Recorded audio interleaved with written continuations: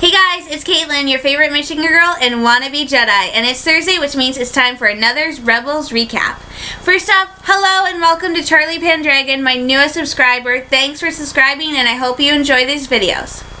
Also, yes, this is not an optical illusion. I did go ahead and cut my own bangs because I wasn't happy. I didn't think the girl who cut my hair when I got it cut a couple weeks ago, she didn't cut my bangs short enough. I actually like them to be like about here.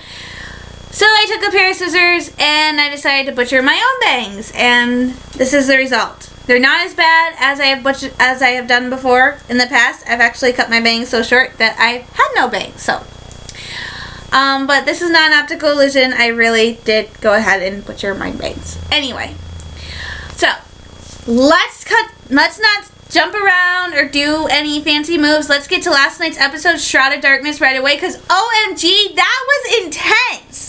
It was so intense that I actually forgot to take notes while watching the episode. Yeah, okay, I take notes watching the episode so I know what I'm going to talk about on the recap.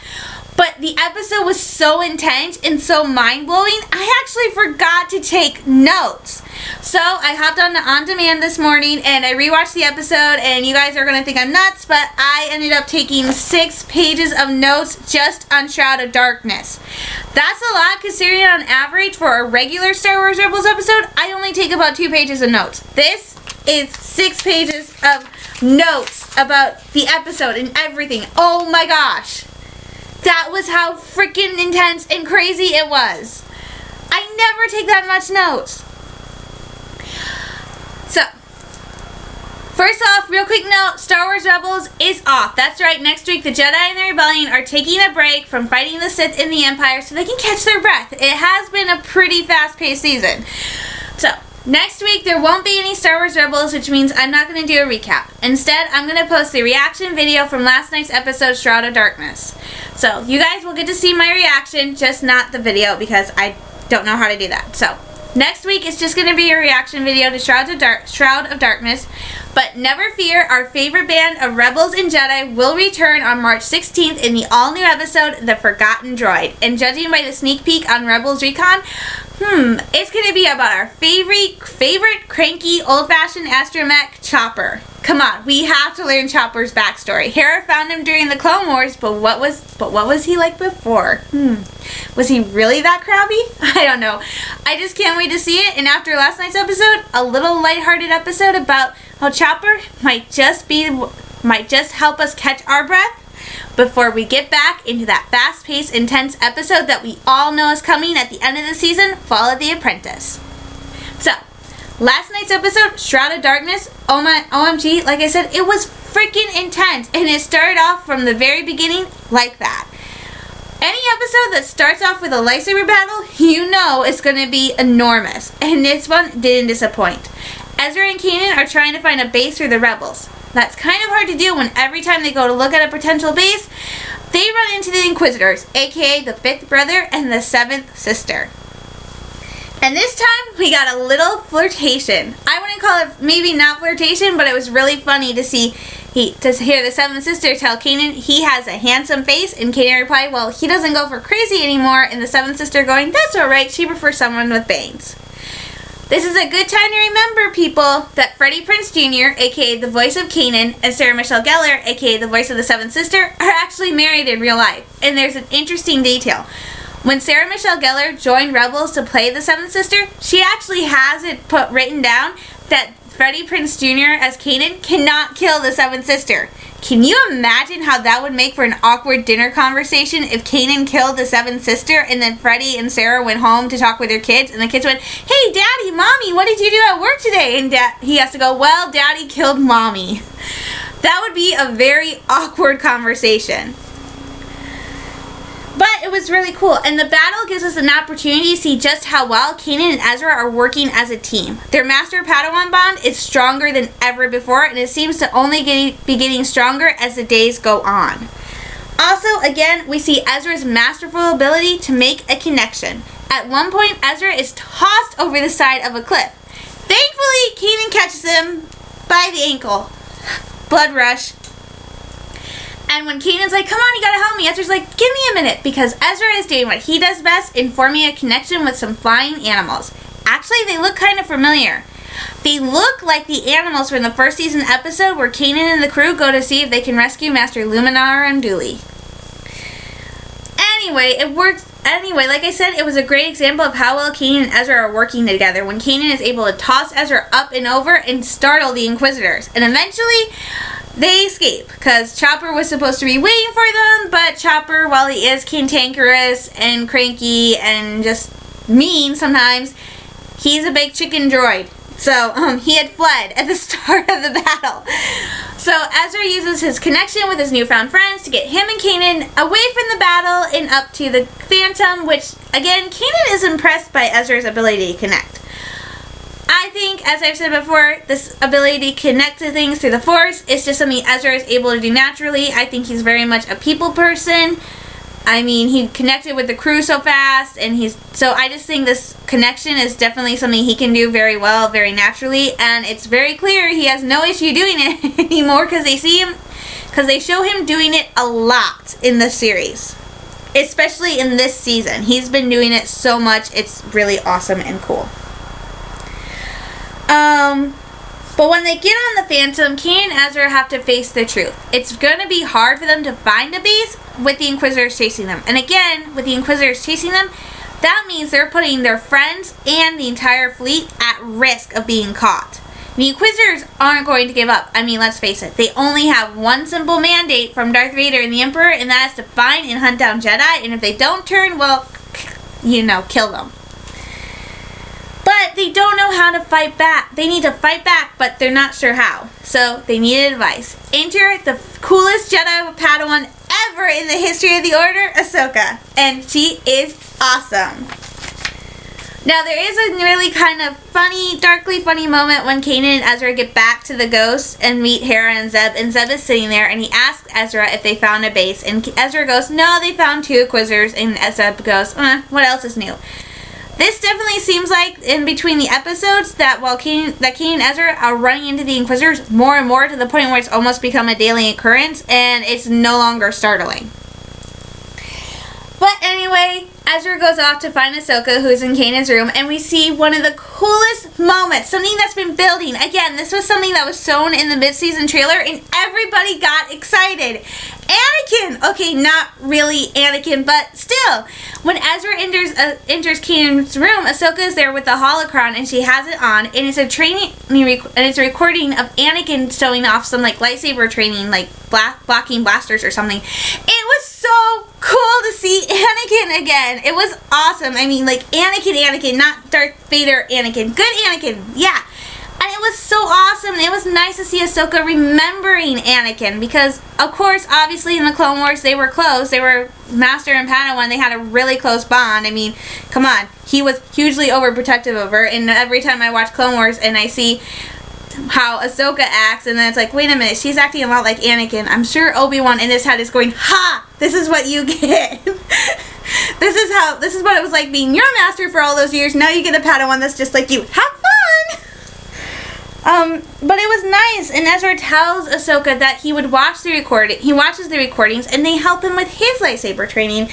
And Ahsoka says that, well, Ezra should have seen him in person. He was her master, Anakin Skywalker. And when Ezra says, well, Kanan told Ezra that Anakin Skywalker was like the greatest Jedi warrior ever during the Clone Wars, Ahsoka says, yeah, he was great. He never lost a battle. He was brave and daring, but guess what? He was also this really kind, sweet guy who cared deeply for his friends, who was like ready to help you, and he was just great. And then she drops a bombshell. Ezra asks her what happens to Anakin after Order 66. This is where the bombshell gets dropped. After season 5, when Ahsoka leaves, we don't know what happened to her. We have no clue what happened to her between leaving Anakin on the steps of the temple and showing up as Fulcrum in the end of the first season. Well, a big hint gets dropped. Ahsoka says the last time she saw Anakin was when he was rushing off to save Chancellor Palpatine. And that was like right before Order 66. And then everything went to, HE double hockey sticks in a handbasket. So Ahsoka was on Coruscant during that time, which means So apparently she was still part of the Clone Wars. She was still involved. In fact, Dave Filoni reveals in Star Wars Rebels that Ahsoka was part of this big mission. Did the mission involve the Chancellor at some point? We don't know, but it's insane to think about that fact that even after she left, Ahsoka still saw Anakin, which means maybe she still saw Obi-Wan and Plo Koon and all her friends, but we don't know, and that's what's driving me bonkers. Please, please, please tell us what happened to Ahsoka between her leaving the Jedi Order and her return and her appearance as Fulcrum in Rebels. Please. She's like one of the coolest characters ever, and I need to know more about what happened to her. Please tell us. It's not fair in having that big, huge gap and not knowing and all of a sudden dropping this bombshell on us that, guess what? She saw Anakin before he went all cuckoo bananas. It's like, no. Okay, just please, please tell us what happened. Please. I don't like not knowing. Anyway, Kanan joins them and they talk, and he says, we need to find a way to stop these Inquisitors. And Ahsoka points out, well, you destroyed the Grand Inquisitor and 2 more popped up to take his place. Who's not to say that if we destroy these 2, that maybe 4 more will pop up in his place? I mean, let's face it. 1 gets killed, 2 more pop up, so I'm guessing if you kill 2, there's gonna be 4. And let's not forget, apparently in the trailer at some point, people are saying that there was a 3rd Inquisitor, so, Well, they need advice, and Ahsoka goes, well, when she and Anakin needed advice, they would go to Obi-Wan or Yoda. Well, times have changed. It's not like they can just pick up a cell phone, dial 1-800 information, and get connected to Obi-Wan or Yoda, because, let's face it, they're not. The Jedi are kind of in hiding. But Kanan says, well, we'll just have to contact them, because, first season, again, we had to go back to the first season when Kanan sent Ezra on a test to see if he could become a Jedi. Yoda reached out to the 2 of them and contacted them. So, obviously, they're going to try to use that same thing. So, off Ahsoka, Kanan, and Ezra go to return to Lothal to the Jedi Temple there. And actually, what seemed kind of weird to me is as Ahsoka seems kind of shocked or surprised that Ezra actually comes from Lothal. Now, there's something about Lothal that apparently is important, but they've glossed over it. In Siege of Lothal, Minister Tua actually says there's a reason why the Empire has such a heavy presence on Lothal, and it has nothing to do with the mining or the farming or anything like that. There's something more. But since she dies, we don't know what that something more is. I totally forgot to say, spoiler alert, this video is going to be filled with spoilers. Okay, back to this. So, obviously there's something big about Lothal, and maybe Ahsoka knows what it is, maybe she doesn't, but she does seem really kind of shocked and surprised when Ezra said about Ezra being from Lothal. So, they're back on Lothal and they go to the temple, and Ezra says, well, this is where you and Kanan will stand so you guys can open the temple, because they have to use the Force to open it. Ahsoka backs down and says it wouldn't be right for her to open the temple because she's not a Jedi, and she kind of blindsides Ezra by telling him that she left the Order, but it was her choice. This means that Kanan might have known that Ahsoka left the Order. Obviously, they didn't tell Ezra that because he himself kind of seemed surprised, much like she seemed surprised to hear that Ezra was from Lothal. Technically, I think she could have opened it. Maybe she just didn't feel it was right. But in my mind, Ahsoka is a Jedi even though she left the Order. I don't think you have to stay with the Order to still be a Jedi. But that's just me. So, I consider her a Jedi, so there. I win. But they do manage to open the temple and they get inside. But instead of going by the door that originally appeared when Kanan and Ezra opened it the first time, the temple keeps going up and up and up and up and reveals a new door. Kanan words it perfectly by saying, new problem, new door. So, the trio enter, and they decide, and on the idea of Kanan, they're going to meditate to try and reach out and contact Master Yoda. Well, soon after they start, a door appears, but only Kanan can see it, which he takes to mean that only he can go through it. So he goes through it, and this is where it's going to get interesting. I'm going to go through each of the characters' experiences without one by one. In the show, they were kind of mixed together, but I'm going to go by them individually, and I'm going to start out with Kanan first. Kanan goes through the door and enters a dojo. I guess it was like a training room. I think it's a dojo. And he finds there a temple guard. Now, temple guards weren't ever really talked about. They appear in the Clone Wars, most notably in the episode where Ahsoka is removed from the Order, which is why I kind of don't like them, because I kind of see them as me. But Kanan is there, and the temple guard stands up, and again, the designs of lightsabers in Rebels are so amazing. When you see the temple guard's lightsaber, it's like folded in half, and it looks like nunchucks. And then he snaps it open like nunchucks, and then it's double bladed. So the lightsaber designs for Rebels are really awesome and amazing, and I really hope they carry over some of these designs into the new movies. But the guard is telling Kanan that he can't protect Ezra. Ezra is destined to fall to the dark side. He will be consumed by it, and it will just end well. And in order to make sure that the rebellion succeeds and nothing bad happens, the temple guard says Ezra needs to be eliminated. Well, that doesn't sound so good for Kanan. I mean, at this point, Kanan is pretty much not just Ezra's master, but his dad. I mean, at one point in the episode, Ezra says he doesn't need protection, and Kanan says, "Oh, yes, you do." So, Kanan is obviously feeling very paternal towards Ezra. And having this temple guard, a spirit, an apparition of the Force appear and say, "Well, we need to eliminate Ezra because he's going to go dark and totally destroy everything," doesn't stand too well with Kanan. So, Kanan engages the temple guard in battle, and I have to scan through my notes because, like I said, I took like 6 pages, so the fight is really intense, and the guard just keeps taunting Kanan and taunting him, saying he can't protect Ezra. He has to give up protecting Ezra, and Kanan refuses, saying he will never give up on protecting Ezra. And the guard says, "Well, that's going to be your downfall. You're going to perish, and Ezra will just be no more because the dark side calls to him." Well, that's nothing new. The guard saying the dark side is calling to Ezra, it pulls at him. Well, that's kind of, well, just nature. I mean, we all have to face it. There's something dark within us, and it will call and pull at us until we just have to learn how to ignore it and push it down. I mean, it's the same kind of like, you want more cookies? No, you don't. So the dark side calls to everybody. It's just that some people hear that call more strongly than others. Anakin. I can't believe I did that. But you just have to learn how to tune it out. And Ezra, of course, I think will be drawn to it, and it will be hard for him. But then again, Ezra's a teenager at this point. He's lived on his own for so many years. He's got a lot of issues he needs to work out. So, but Kanan refuses to give up on protecting Ezra. And the fight keeps going. It's a big deal. And then finally, at one point, Kanan grabs a second lightsaber, and it's red.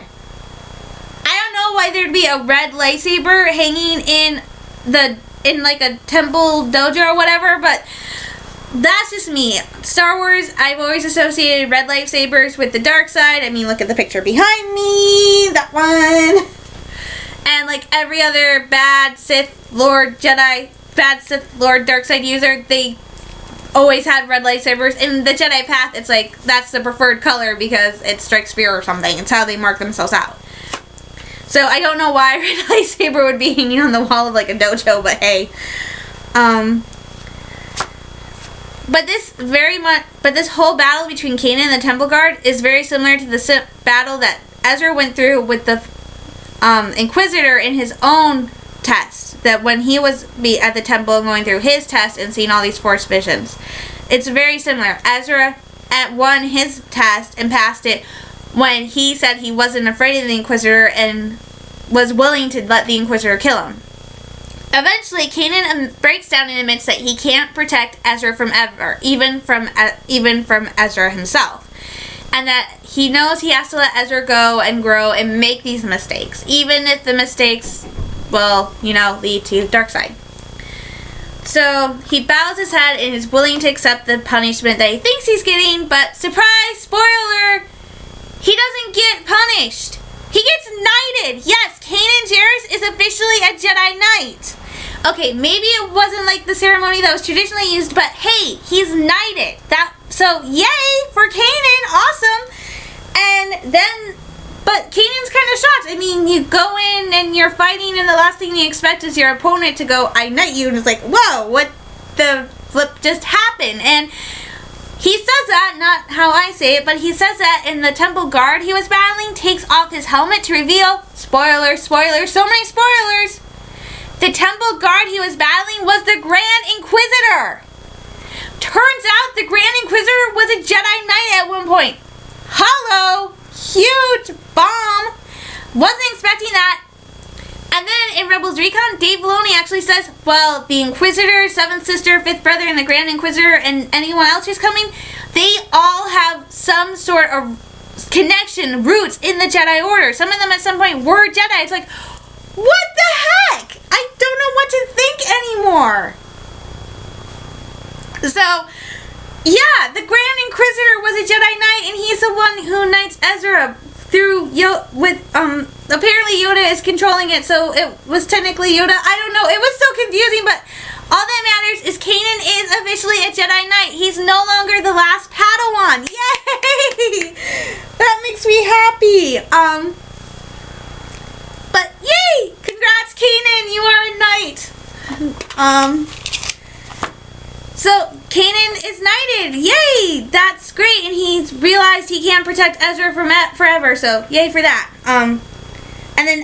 And now we go back to Ezra and Ahsoka. While Kanan is off fighting the Inquisitor, Ezra and Ahsoka are sitting there, kind of meditating. But Ezra wants to know about Master Yoda. After his first encounter, he asked Kanan, and Kanan told him, describe Master Yoda as like this little green life form with wrinkly skin and pointy ears. And Ahsoka yells, yeah, that's kind of right. Yoda was like a teacher. He taught pretty much all the younglings at the temple. But she says nobody really knew Yoda, like really knew what he was like. And she says, but she thinks when she was younger, Yoda seemed happier to her, seemed a little more joyful maybe. But as the Clone War dragged on and on and on, she says he seemed to get sadder and sadder, and maybe he knew what was coming before anybody else. Maybe he sensed that something was going to change, and that the Jedi would be pretty much all but wiped out, and that darkness was coming. Maybe that was what was making him sad. And then when she opens her eyes, Ezra is gone, and this begins Ezra's vision. And it's actually Ezra who Yoda makes contact with, which is kind of surprising. I would think maybe Ahsoka or Kanan, but he made contact with Ezra.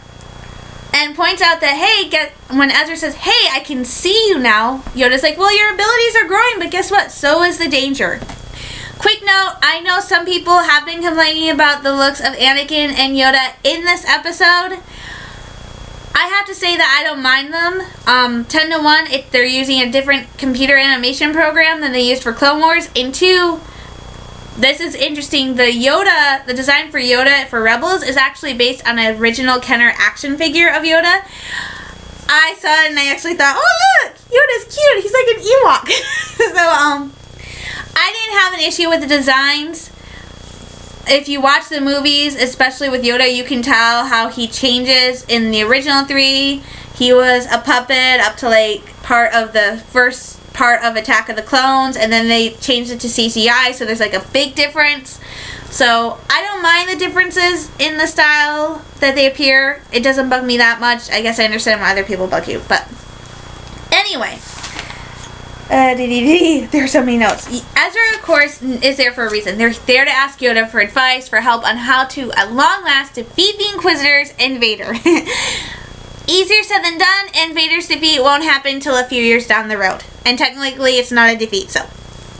Anyway. This is where Yoda decides to give Ezra a little bit of history lesson. He explains that it was out of He explains that the Jedi entered the Clone Wars as warriors out of arrogance, and they became consumed by anger and fear, when basically the dark side, which is kind of really shocking to me because it seems like so many of the Jedi were able to keep their morals. I mean, I don't really ever think I saw Obi-Wan go like totally dark. I mean, okay, facing the guy who killed your master probably isn't like the one thing you've always wanted to do, but I don't think he gave in to his anger. I mean, there might be some issues, but that kind of surprises me that Yoda says the Jedi entered the war out of arrogance and were consumed. In fact, consumed to the point where they couldn't see what was happening. This means this has Ezra questioning whether or not as a Jedi it's right to fight, even if you're fighting to defend your friends. Which Yoda responds to something really shocking and surprising to me and to Ezra in the show, which is Yoda admits that when he was fighting, he was afraid. I'm like, wait a minute, you were afraid. Okay, that's like totally, I don't know why it shocks me, but I could never picture him as afraid. I mean, he stood up to Dooku and Pablo Creep, and he's like amazingly brave. I don't understand how Yoda could be afraid of anything, but apparently he was. So he was afraid, and he says it's a struggle because you have to fight to keep that fear from turning into anger, which anger leads to the dark side. So I guess that's why fear isn't such a good thing. But then again, I'm the girl who would be afraid of her own shadow, pretty much. I am like totally afraid of pretty much anything, but I'm trying to be brave. I used to be afraid of marching bands, and I'm not anymore. Little victories. So it kind of seems like Yoda sees maybe the Jedi entering the Clone Wars now as a mistake. Maybe they should have been more separate, but hindsight is 20/20. You can't go back and fix your mistakes. You can only learn from them and move forward and hope you make better choices in the future. But Ezra is insistent. He wants to know what they can do to defeat the Inquisitors. And he asks, how can you win a battle if you don't fight back? And Yoda points out it's not how you fight, it's how Jedi choose to win. That's the question. And Ezra says, well, he, Kanan, and Ahsoka and their friends, they've already made a choice. They're going to fight the Inquisitors. They're going to fight back and, well, fight. So that's the choice, which you can definitely tell Yoda isn't too happy with. Well, he saw what happened the last time the Jedi got involved in a war, and that didn't end so well. But he agrees to help them, but he gives them help. It's not the greatest help. He tells Ezra that they need to find Malachor. Now, I'm going to tell you a little bit about Malachor later.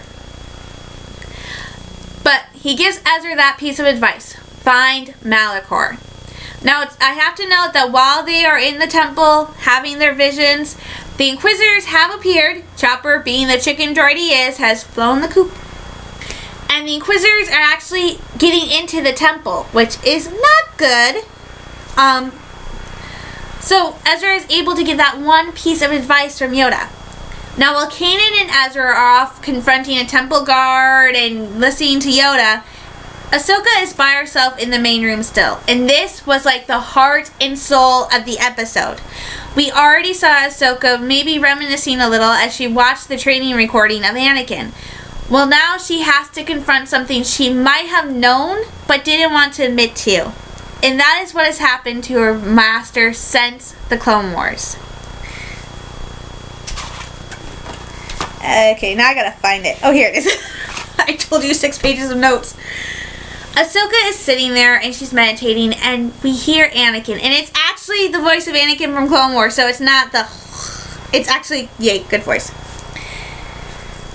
And she tries to ignore it, but she doesn't. And then the next thing you know, a forced vision of Anakin appears behind her, and he's questioning her, asking her why she left him. Why she left him alone when he needed her the most. Why she abandoned him. Why she made the choice to leave the Order. He's basically questioning something Ahsoka did because of mistakes. And he calls her selfish for abandoning him, for leaving him. And then the kicker, the one that makes my heart hurt even now when I think about it, he asks her, do you know what I've become? And it's in that moment that Ahsoka comes to the realization, 100% sure, that her former master, Anakin Skywalker, is no longer the great Jedi warrior he was. Anakin Skywalker is gone and has been replaced by the heartless, cold Sith Lord Darth Vader. That made my heart break for her. She was devastated and probably guilty. I don't blame Ahsoka for leaving the Order. I don't think it was her fault. It was a decision she was pushed into. I mean, if you watch the last episode, it was kind of a hard choice. How do you walk away from something that was your entire life? Especially when the people you consider your family are there, your best friends. But as she points out in that episode, if the Jedi Council couldn't trust her, how could she trust herself? Which is definitely not good if you're going to be a Jedi and you have all these doubts about yourself. Dark side! But obviously, in that one moment when she is forced to acknowledge that Darth Vader is her former master, you can just see this pain, this guilt on her face. And like I say before, I think Ahsoka leaving the Order did play a part in Anakin's eventual turn to the dark side. In Clone Wars, he was already questioning the Order, the code, the way things were done, and seeing what the Council did to Ahsoka, seeing how they pretty much abandoned her, probably broke his trust in that Council even further. And what they did to him in Revenge of the Sith, it was not good. It was definitely a combination of how Anakin was treated, how he saw friends treated, that pushed him to the edge. And so Ahsoka probably, now that she knows, is feeling a ton of guilt. She left the Order, and it broke her master's heart a little, and eventually her master turned. So maybe now the thought process is if she stayed with the Order, could things have changed? Could maybe Anakin have beaten the dark side? Could he have stayed good? Those are things we'll never know. It's fun to speculate about. It's fun to go online and read fan fiction where people have Ahsoka staying and changing the story. But with that being said, Ahsoka has had to face the dark truth. Her master is gone, and in his place is Darth Vader. But maybe not. As the temple is falling down around them, Ahsoka sees one last path that has not been traveled down, and she decides that is the path she is going to take, and she exclaims that there's still a way. We don't know what this is referring to. The one review I read says maybe Ahsoka is referring to the fact that there's still a way to save Anakin, that there's still Anakin inside Darth Vader. Which we all know. But we also know it's not Ahsoka who brings out that small bit of Anakin that's still inside of Darth Vader and saves the day. We all know that it's Luke who does that. So we don't know if that's what she's referencing or if she's referencing something else. But it was a very intense scene where she has to confront the truth, and a very heart-wrenching scene. I mean, she's one of my favorite characters, like I said, and I don't like her seeing her go through this. But it also is setting up the big epic battle between Darth Vader and Ahsoka. Will Ahsoka be able to fight Darth Vader, now knowing for sure that he is her former master, Anakin Skywalker? Or will she be able to face him on his own terms? Likewise, is Darth Vader's rage at Ahsoka enough that he will go all out with her? Or will that small part inside him that is still Anakin come to the surface and remember the promise he made all those years ago that nobody will ever hurt her? Which means he can't hurt her either. I'm hopeful that Ahsoka and Darth Vader's battle will go great, and Ahsoka will come out alive and well, because let's face it, they can't kill her after just bringing her back. Please don't. She is awesome, and my postcard for her. I don't want anything to happen to her. She's would be like one of my best friends if I had any friends. So yay. The trio regroup as the temple is falling down around them, but luckily they have an escape plan. The spirit of the Grand Inquisitor, well, the Force Vision, whatever it is, Grand Inquisitor tells Kanan that he and the other Force Visions of the Temple Guards will stop the Inquisitors just long enough for Kanan, Ezra, and Ahsoka to escape. And they do. But at the last minute, in another heart-wrenching, touching scene, Ahsoka pauses just before she leaves the temple and turns around. Sitting behind her is none other than Master Yoda himself. He gives her a little, almost sad smile and a wave. And then she turns and leaves the temple. Oh my gosh, That was so heart-wrenching. Again, Ahsoka took that path, and we don't know what happened on that path before she met up with Kanan Ezra. Maybe she ran into Master Yoda. Maybe he connected with her. We don't know, but it was still another heart-wrenching moment in an episode that was filled with nothing but heart-wrenching moments, especially when it comes to Ahsoka. So it just made me sad, and I don't know, there was just something sad about him waving to her. I don't know if it was a goodbye or what it was, but it was sad, and I'm gonna start crying. I cried a little last night too, so I don't know why. I just feel like this season's not gonna end well for my favorite Jedi, Ahsoka, so I will hold it together, I promise. I'm almost done. But the trio managed to get out, and Chopper appears in the nick of time with the Phantom and informs them that, hey, guess what? Darth Vader and the Imps are coming, so you guys gotta get out of here. So they manage to flee, and it's while they're on the Phantom that Ezra reveals, hey guys, guess what? I saw Master Yoda, and he told us to find Malachor. Who's Malachor? And Ahsoka and Kanan get this look on their faces, like they're mixture of shocked and not happy, and Ahsoka goes, Malachor isn't a person, it's a place. And this is where I did a little research. I went through and I did research. Malachor is an actual thing in the Star Wars universe and has been. It's non-canon, it's Legends thing, is Malachor was actually the home of like these two different Sith movements, like True Sith and the Sith Empire and stuff, and that it's basically a wasteland and was turned into a wasteland after the Mandalorian Wars or whatever. And it's basically a place with nothing but waste and destruction and the dark side. And that's in the Legends. In canon, it's this place where something called the Great Malachor Schism or Scourge of Malachor or something occurred. And there's not a lot of information on that I found, but it still doesn't sound bad. And guessing from the mid-season trailer where we saw Ezra, Ahsoka, and Kanan walking up to this pyramid-like structure, which I admit, that's a sick temple. It definitely seems like Malachor is still pretty much a home of the dark side and the Sith, which means it seems like Kanan, Ezra, and Ahsoka are going right into the heart of the dark side. Ooh. But they have to go to this place called Malachor, which is where they should be able to find the key to destroying Darth Vader. Well, not Darth Vader, but at least the Inquisitors. At the end of this episode, Vader appears, and I get kind of shocked for a moment because when Vader opens his mouth and says, my master will be pleased, I went, that's not Vader. And oh, it is Vader. They did not sound like him at first. But maybe that's because we had the episode in this episode prior to Vader coming on. We were hearing the guy, Matt, I think his name is Matt Latner, who was the voice of Anakin in Clone Wars. So we're hearing Anakin's normal voice, and then all of a sudden we hear, and I was like, that doesn't sound like Vader. But it was Vader. And the Inquisitors tell Vader the Jedi are growing in their power, and Vader's like, it will be their undoing. Uh-oh. So do the Inquisitors and Vader know that our favorite trio of Jedi rebels are on their way to Malachor?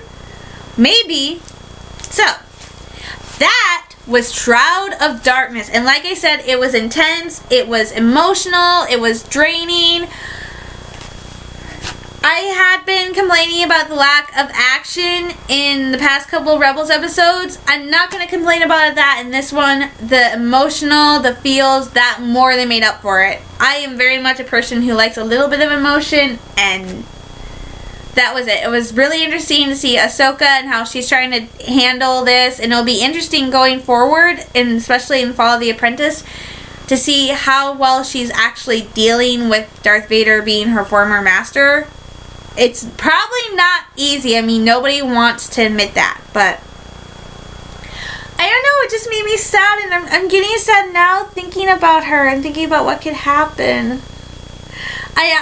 I watched a reaction video to the mid-season trailer of this girl, and within the first minute, she started crying. I'm like, we don't know what's gonna happen to Ahsoka for sure yet, but it's making me sad. It's making me very sad now. I don't want to think about it, but yeah, if you haven't seen Shroud of Darkness, I know I probably totally spoiled it for you, but Go check it out.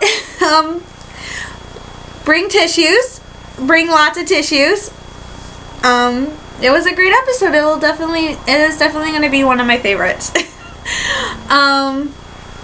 So bring tissues. Go check it out, and I will post a reaction video for it next Thursday. Remember, no Rebels next week. We're going to take a break and regroup, and I think we need to after this episode. And then we'll be back on the 16th with The Forgotten Droid. I will be back Saturday for my weekly vlog, my check-in, and I will be back Monday with my first Once Upon a Time recap. So, oh my gosh, I gotta go think of happy thoughts. I gotta go think of bunnies and candy now, so I stop being so sad. Thanks for watching. I can't believe this video is over 40 minutes. Thank you so much for sticking with me. I will see you Saturday, and may the Force be with you.